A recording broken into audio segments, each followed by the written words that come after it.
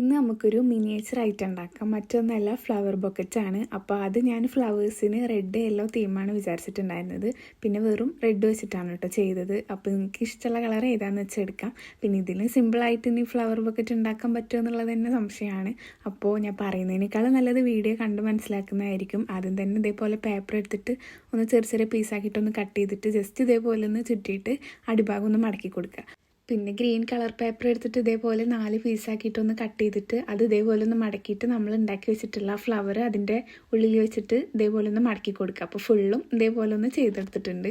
ഇനി എല്ലാ ഫ്ലവേഴ്സും ഒന്ന് സെറ്റായിട്ടിരിക്കാൻ വേണ്ടിയിട്ട് നൂല് വെച്ചിട്ട് കെട്ടി കൊടുക്കുക, അല്ലെങ്കിൽ റബ്ബർ ബാൻഡ് ഇതേപോലെ ഒന്ന് ഇട്ട് കൊടുക്കുക ചെയ്യുക. അതേപോലെ ഒരു റൗണ്ട് ഷേപ്പ് എടുത്തിട്ട് അതിൽ ബ്രൗൺ പെയിൻറ്റും കൂടെ അടിച്ചു കൊടുത്തിട്ട് നമ്മൾ ഉണ്ടാക്കിയ ഫ്ലവർ അതൊക്കെ ഇറക്കി വെച്ച് കൊടുക്കുക. പിന്നെ ഇതൊരു ഗിഫ്റ്റ് ഐഡിയ ആയിട്ടാണ് ചെയ്യുന്നത്. അപ്പോൾ ഇതേപോലെ വല്ല കോഡ്സ് എഴുതാണ്ടെന്നുണ്ടെങ്കിൽ ഇതേപോലെ എഴുതിയിട്ട് ഒരു സ്റ്റിക്കിൽ വെച്ചിട്ട് അതൊക്കെ വെച്ച് കൊടുക്കും കൂടിയും ചെയ്യാം. അപ്പോൾ നമ്മുടെ മിനി ഫ്ലവർ ബൊക്കറ്റ് ഇവിടെ റെഡി ആയിട്ടുണ്ട്.